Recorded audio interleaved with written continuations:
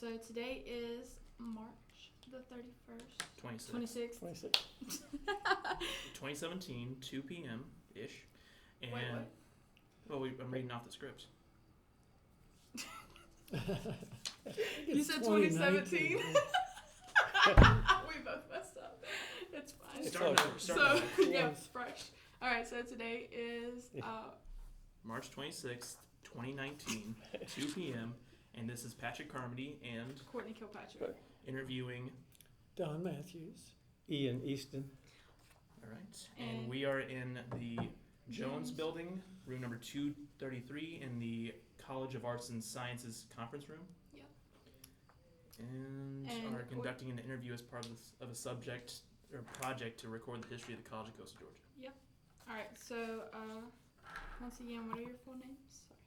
Sorry. Don Mathews with one T, Mathee. Thank you. Ian, Ian, Easton. All right. Cool. Thank you. Okay. Could you tell us where you guys were born? I was born in Chicago. Illinois? Uh-huh. Nice. Yeah. I was born in Banbury, Oxfordshire, England.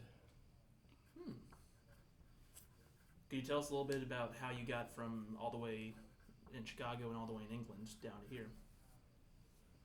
It's a long story. Just shortly after the end of the Second World War, a lot of the people that were living in England found it kind of tough because of the devastation of the war, and so a lot of the people from England were immigrating to many of the British colonies, I guess you'd say, like to New Zealand, Australia, South Africa, and Canada. Mm-hmm. And my parents decided to emigrate to Canada. So we moved to Toronto as a young boy.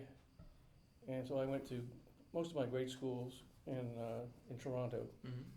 And then from Toronto, the weather started getting colder and colder. So they decided they wanted to move to a warmer climate, and we moved to Miami. So I went to high school in Miami. And after high school, I went into the military. Mm-hmm.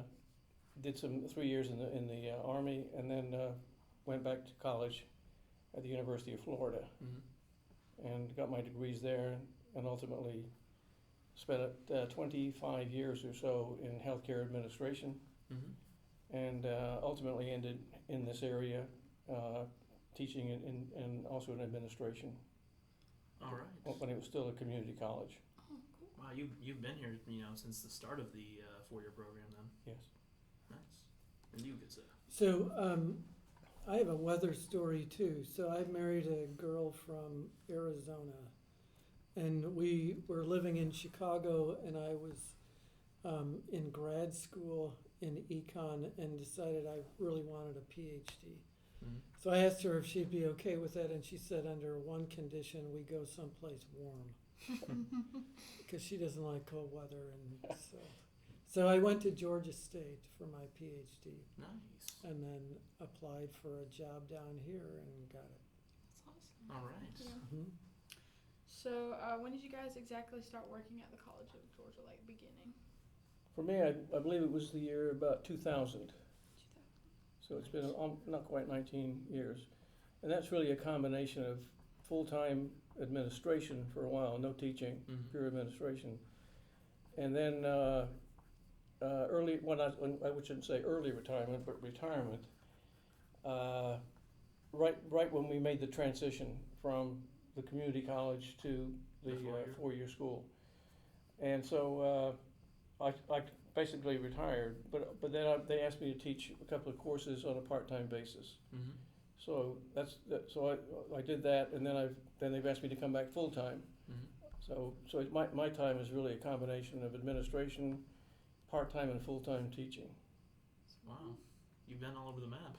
All over, yeah, Yeah. almost everything. Yeah. So I got here fall of '93, Okay. and I've been here since. So this is my 26th year here. Wow. Yeah, so I've been here longer than you people have been alive. Yeah. Can you tell me about some of the changes you guys have noticed over the years? Starting It's before. like night and day. Night and day, yeah. Okay. It's unbelievable.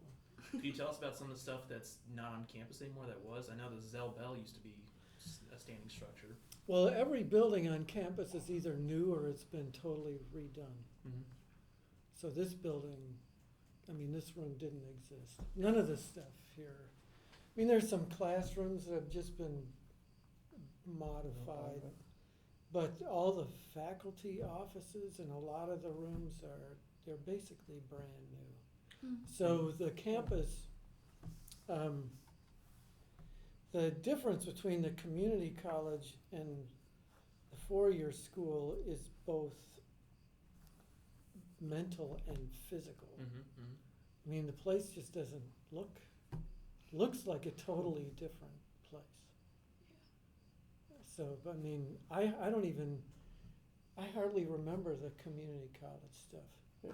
I just, I look at the old pictures of the campus and it's like I was never there. So I don't think you can stress enough how different it is. Mm-hmm. Yeah, when I came, I came as the director of technical education, and we were one of 3 institutions in Georgia that had both technical programs and academic transfer programs. Mm-hmm. And so the technical programs basically were things like culinary arts, Mm-hmm. and what did we have? We had There was computer-aided there was drafting and design, welding, yeah, machining, yeah. machine shop. Do we have any auto junk or? Yeah, we had auto mechanics and auto and some HVAC body. stuff. HVAC. Yeah. So it was a lot of industrial trade type of programs in the college. And so all those left as we transitioned to the 4-year program. They all went over to, at that time called Altama Tech, I guess it was. Mhm. Mm-hmm. That took all those courses over. I think that's Coastal Pines now. Coastal Yeah. Pines now, yes, that's right. So that's even getting out of it. Yeah, Mhm. it sure is. All right. So speaking of you guys have been here since it was a junior college. What was a normal day like back then for you guys? Like a normal just day schedule. The teaching load was bigger.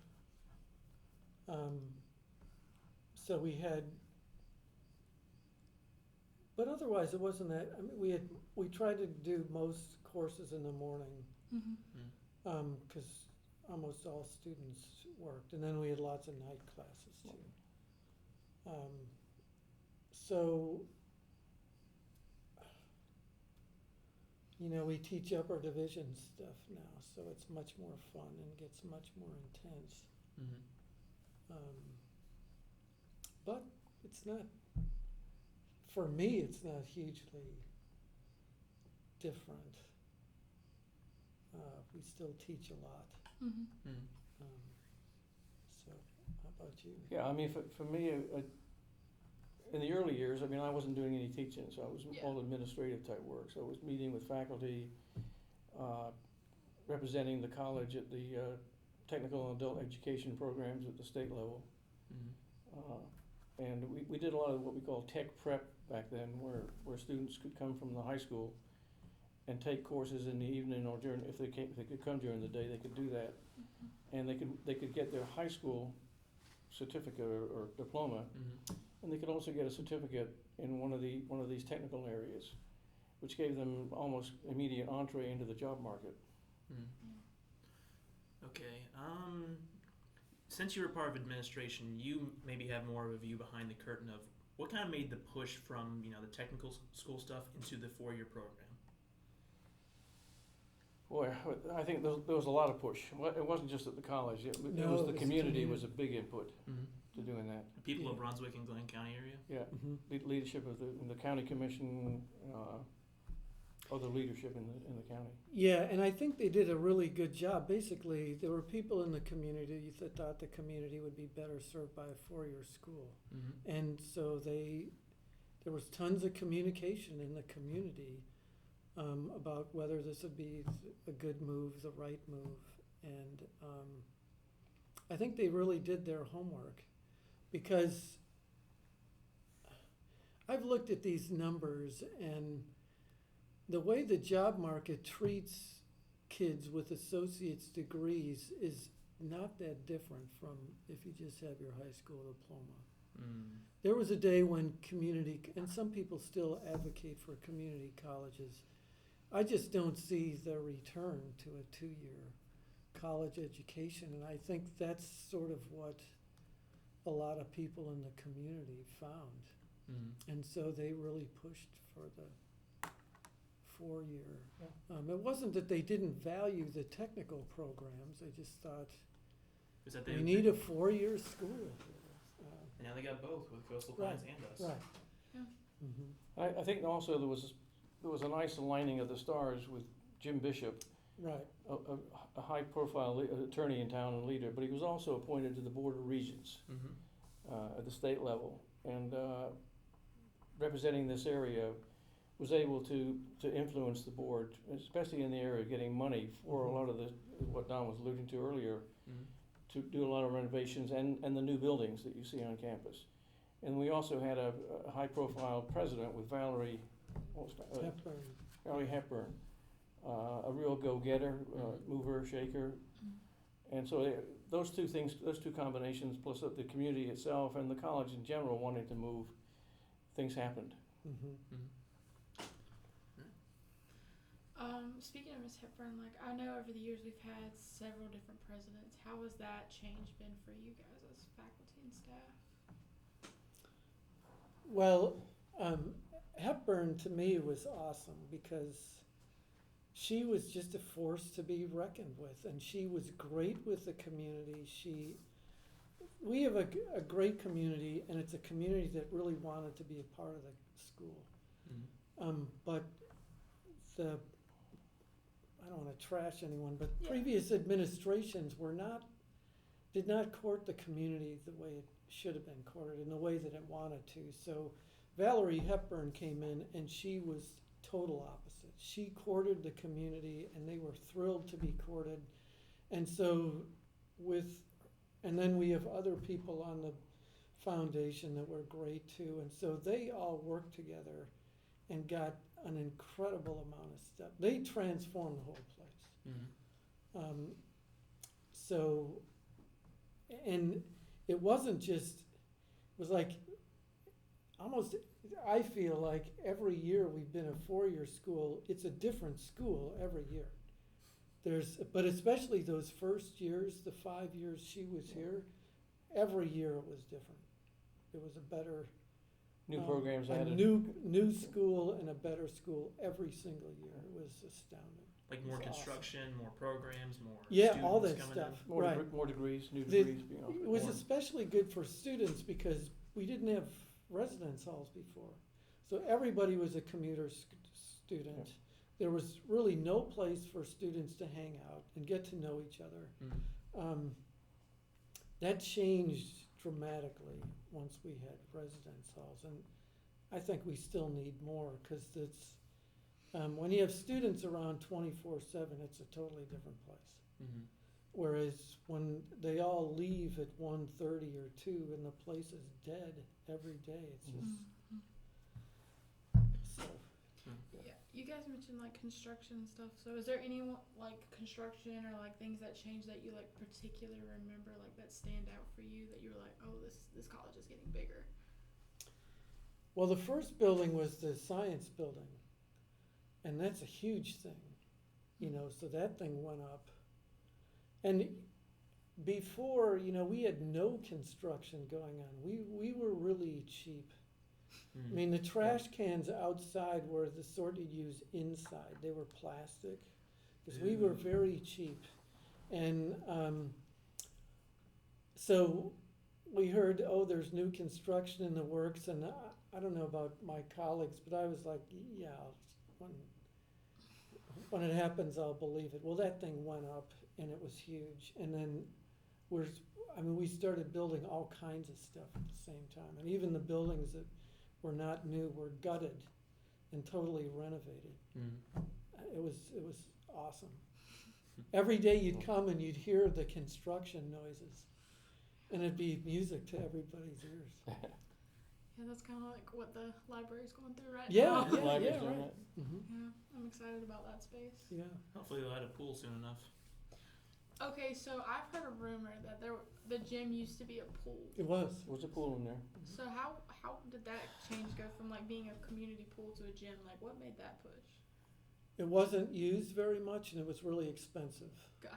You know, you got to keep it clean and all that. Yeah. And there was a swimming course or something, and we had an accounting teacher who used to go in there and do laps on occasion. That was about it. So it was actually a money saver to fill it with concrete. Was this before or after it was a 4-year college, though? Yeah, that's a good question.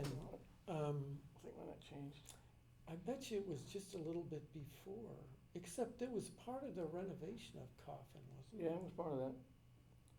So it's probably part of the same thing. There used to be a small antiquated workout area up on Right. the second floor of the Right. gym. And all that changed into a much more modern looking place where you could work out. Yeah. Which is where the pool was, is Yeah. where the workout area is now. Coffin used to be a real mess. I taught a bunch of courses in there, and almost every day there'd be these cockroaches climbing the walls. Big ones too. You know, South Georgia cockroaches are like the size of small dogs. And, I mean, it was Growl at you. yeah, it was nasty, and so that's totally renovated. It's nice over there now. I think the construction of the student center, I think that also Yeah. helped to make this a quote unquote 4-year college where Mhm, students could go and just relax and talk and do things. mhm. And the cafeteria was nice. Yeah. You guys have talked a lot about student activities. Do you guys lead any clubs or part any organizations that interact with students? Like, I know we have a nursing club. I'm part of Urban Gaming. You guys got anything like that? I signed on to be an advisor for the baseball group. I didn't really do anything. They pretty much ran their own show. They needed a sponsor, so I said sure. Well, that's good. I work with the Health Informatics Student Club. Nice. So how would you say that the interaction between like faculty and staff and students has changed over the years?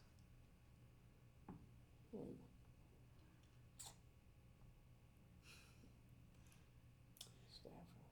When I started, there were only 1,300 kids here. So the faculty was much smaller, staff was much smaller, student body was much smaller, so you knew almost everybody. And rapport was always good. For me, the downside was the students were all commuters and they'd leave. Plus, at a 2-year school, you know, you see a student for a couple of courses and then they're gone. Poof. So you never really got to know students that well.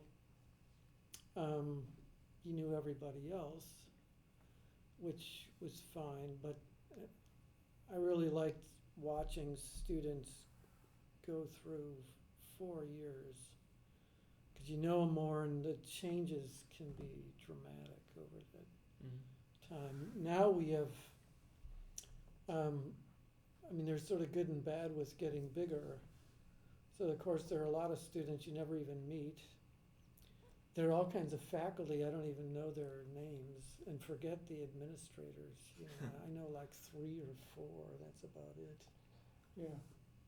Yeah, I think with the growth, the particular schools stay more up to themselves, more than meeting with other faculty members. Whereas before, everybody was it was one school and one quote unquote faculty.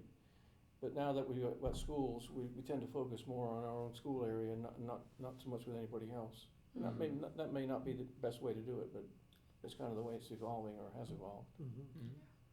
Do you see any way that we could possibly like change that in the future? Or I think a lot depends on. We have a new vice president for academic affairs, and I don't want to say new. It's but maybe 6 months, like that. So we might see some action on his part to do more integration of faculty. And I think it is ultimately up to the faculty. You know, just like with students, you guys, it's all up to you guys how well you get along and how much you mingle, and so you know people have to make an effort. yeah. So we talked some about students. So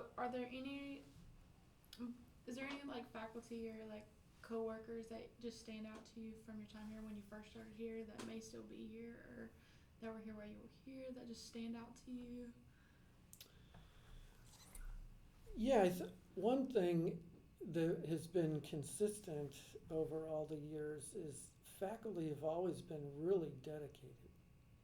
They work really hard. They don't go looking for all kinds of rewards and acclaim.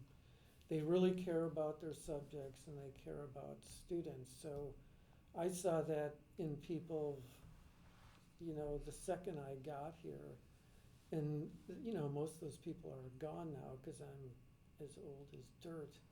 But the new faculty are the same way.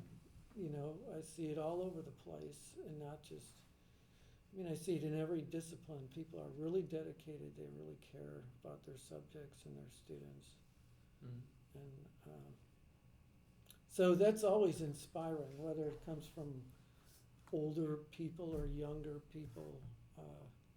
It's just to see that dedicated people is always inspiring. For me, I think one person that stands out is Kay Hampton. Oh, yeah. Mm. That Kay has played almost every role that can be played at this college since she's been here. She was here before I got here. In fact, ultimately was my original boss, and was she was over the nursing programs. Yeah, she was all the allied health programs. first I guess in nursing and then the whole division of business and technical programs. Yeah. And then ultimately, I guess retired, semi-retired, and she actually was acting president, I think, for part of the time, and also She was at least, provost and for academic vice president for once, and then came back again twice. And Mhm. so she played almost every role, and it's just a delight to work with and for. So I'm curious, what's been your favorite course that you've taught over the course of the years? Oh, man. I Or- love them all. Or your favorite role that you've played over the years? My favorite role. I enjoy the faculty probably a little bit more than the administrative Mm. position. And as far as the areas, I teach in accounting and in the health administration program. Mm. So I like the basic first accounting course because students have never, well, I shouldn't say never been exposed, but a lot of them have never been exposed to accounting. Mm. And they think it's a lot of math. And there's some math in it, but really it's the theory that trips them up. So I enjoy trying to explain the theory of accounting Mm. to make it easier for them, not just adding and multiplying numbers. And then in the healthcare programs, my favorite one is healthcare finance, because it's a real difficult area now in healthcare. The way hospitals are financed and the way physicians get paid, it's nothing like any other industry out there because of all the different contracts and discounts. And for example, if this hospital may have 16 different contracts with payers like Blue Cross Blue Shield, Medicare, Medicaid, Aetna, Prudential, and they will give a discount potentially or no discount. And so this person comes in for, say, an appendectomy, and depending on who's paying for it, they could get 16 different payments, different amounts for that one appendectomy. And setting all that up in a computer system and making it work and function properly, it's a challenge. Mm. But it's interesting and I enjoy it. Well, I teach, among others, international econ, Mm. which is an absolute riot. And then I do one, econ gets kind of technical, so I have a bunch of students that like econ, they like the political side of econ, but they're not matho-techno people. So I do a special topics course dealing with political economy. And so the next one I'm going to do is capitalism versus socialism. Mm. And that's a great one. It's so much fun. And what happens in that course is these students who are otherwise really quiet in the mathy econ courses, they just open up Mm. and they're a blast. And they have great insights. And so those are my two favorites. Nice. You get. I was like, we were to talk at the same time. Do you have any specific stories or memories, like since being here at CCGA, that you just want to share?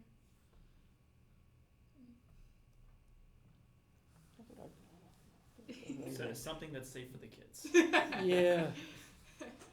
One thing that I'll never forget are these big hawks we have on campus. And I saw a bald eagle once, and these huge owls, you know, if you go back behind The lake. the lake. But there have been a couple of occasions when these huge, I think they're red-tailed hawks. Have you seen them?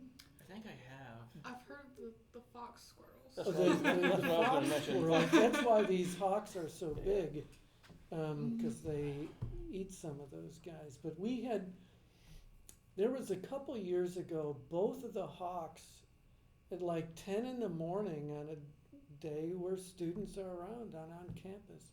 They were buzzing around this area between Jones and Academic Commons North and South. They were I don't know what their gig was, but they were flying around, and they'd perch in a tree for a while, then they'd zip around, and they were like putting on a show, and all these students and faculty were looking up like, holy cow, this is great.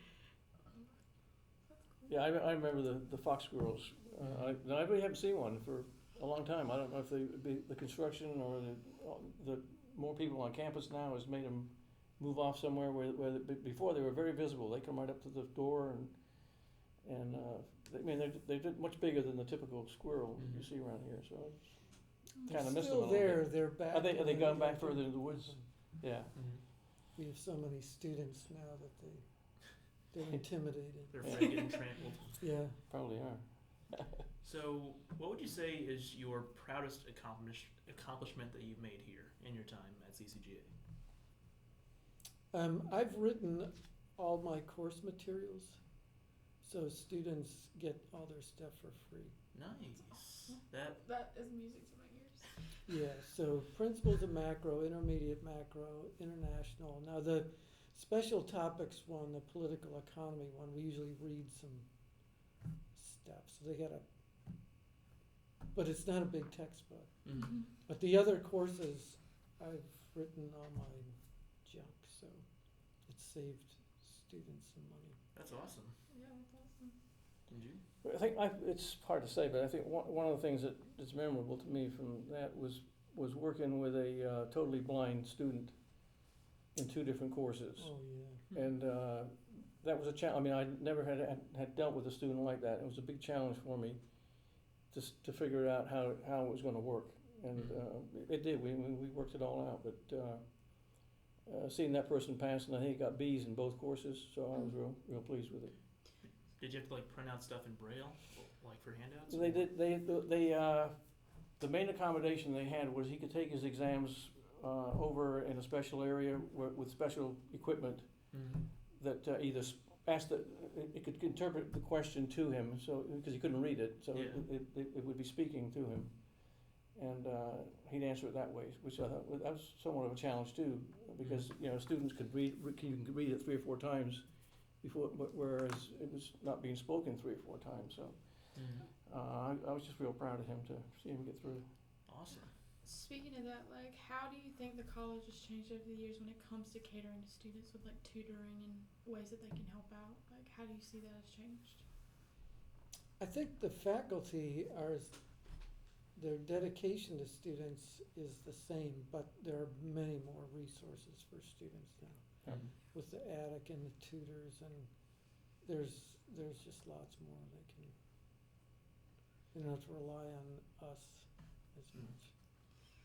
I'm curious, did we have disability services, like, you've been here since the 90s, did we have back then too? I know we had counselors. We didn't have what we have now. I think we had something, but it probably wasn't all that. Were they here when you got here in 2000? I don't think they were. I mean, I don't recall. Now as faculty, if we do have somebody that needs special thing, we get a letter from that office that says this student Right. has some accommodation, but I don't recall anything like that when I first got here. Mm. Yeah, I think that came with the 4-year school. Yeah, maybe.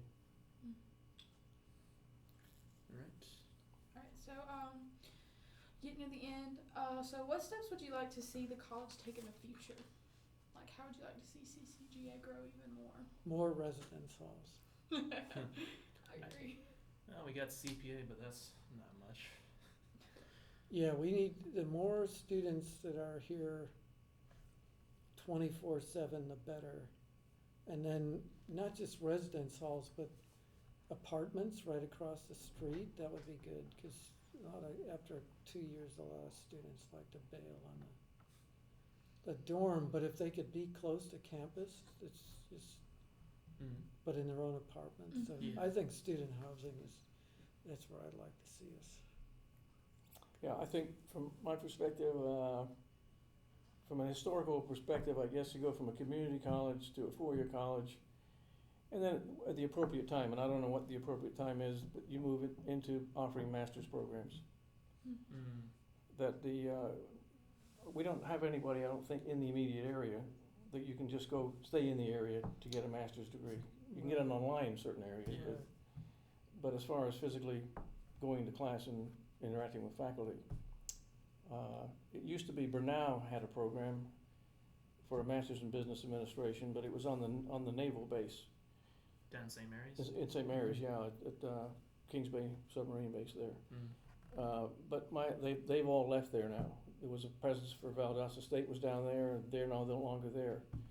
So at some point, the logical progression, I think, will be that we'll move into offering master's programs. I don't know, what, 3 years now, 5 years, 10 years, I don't know when it is, but something like that I'd like to see. That's the next leap for the college, pretty much. Yeah. So, I know we talked about memories and stuff like that, but is there any like unique experience that you've had at the college that just stands out for you, like something that was kind of unusual?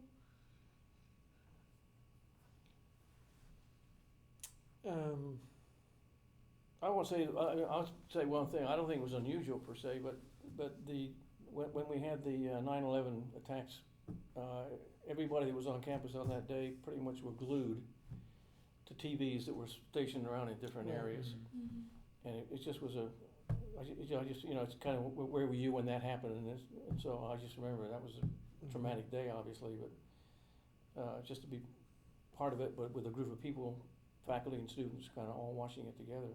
Mm. So, Mm-hmm. Yeah, I don't know if there's any specific thing, just the whole transition of the 4-year school and the time it took, just, that was the highlight of my career. Mm. I mean, because it was so great and it moved so fast and it kept moving fast, and it was exhausting to a degree, but it was just amazing to see what people could accomplish when they really set their minds to it and get some resources Exactly. in such a short period of time. It's mind-blowing. Any more questions? Okay, this is to satisfy my own curiosity. Like, why did they put in the dry campus policy? Yeah, that's, I think, That's probably one of the bigger barriers for people living on campus. right. I think that was Valerie Hepburn, super worried about kids destroying themselves in some way, drowning in the In the lake. lake or falling off a building or something, and she didn't want that on her watch. Mm. I don't think it's that rare, you can just get away with it other places, Mm. but I think it's common at colleges to have that stated policy. Mm. That's one of the things that off-campus housing would do, is take care of that. Mm. Yeah. Definitely saw that real quick. Yeah. There's an open lot right across the street too. So Well, that's the thing. That's where people have thought about and are thinking about. They're just asking for lots of money, but that'd be the perfect place for off-campus housing. It'd be perfect. And then the whole neighborhood would change. I mean, plus it's just a big eyesore when you come down and you're like, on your left you got that, and then you just got this empty parking lot, Right. and then the weenie wagon. Yeah, that's Yeah, right. really. That whole strip could change, and I've been over 25 years. Well, I'm betting the high school hates it too because they're right next to it. See, I think that's part of the problem too, is, Yeah. you know, if the high school kids weren't there to worry about, it'd be easier to put in a pub or something like that. And then you got a church down the way. Well, Literally that's- right on the other side of the yeah. college. Yeah. So, you know, the gas station that's right across from the college. The one that's not really a gas station, it Right. just is a convenience store. It's just sort of, yeah. They tried to sell alcohol in there. And so our president and the high school people and the church said, no way. So that's part of it. Mhm. I actually do have another question. So, speaking of like the community area surrounding the college, how has that changed? Like you said, like the areas like of like the schools, the high school's there now. There's a church right there. Like, how has the surrounding area changed since the college? Yeah, I think on the hospital side, the hospitals changed that, That's changed a lot, yeah. you know, because the hospital's just eating everything up. But as I understand, there's a lot of housing across the way that's rental housing, that's students. Yeah, I know people who live on 4th Street. Mm-hmm. So as the college grows, that's only going to get to be a bigger part. So if we can start taking care of the other side of Altama and make it a college town, that would be the best. Mm-hmm. We just need more stuff on the weekend, is my thing. You know, downtown's picking up. Yeah, It is. There's Fridays. downtown is really Good starting to go. That the beer garden thing is going up now. The We have a beer construction garden? we're going to, yeah. All right. Yeah, so there's Tipsy's down there, but this Mhm. new place is gonna be awesome. I know we have the rum distillery down There's there. the rum That's a distillery. good one. Richland is there. But there's gonna be, you know, a craft brewery beer garden thing, All right? right. Yeah, so it's really starting to That's just pick what up. we need. Mhm. I think I'd have a speakeasy Right, in the So I apothecary. Across from the roots. No, downtown- it's close to it. yeah, downtown's really gonna start to pick up, We just need Yeah. some transportation for students who don't have cars. right. Yeah, I think that's another thing that the college could try and implement in Mhm. the future is definitely transportation. I was told on my first tour down here that they provide transportation to like Jekyll and St. Simon's, and I get here and like, what do you mean? You have to ask them. We have shuttles. We do, and I asked them about it and they said no. Yeah. They used to Yeah, work a that's lot too more my bad. freshman year, but Yeah, they don't really run as much now. right. You get a free pass to get on Jekyll. And then you still. can't get on Jekyll. You can't But you can't get there. get to it. But Yeah. so any last minute remarks about the college or anything in general that you would like to share? It's a neat little place. It's been a blast to be here, so, yeah, it's only getting better place. too. Mm. Well, thank you guys so Yes. much for Yeah, joining sure. us for this and for participating, and we really, really appreciate Thanks it. for giving us your time. Yeah, good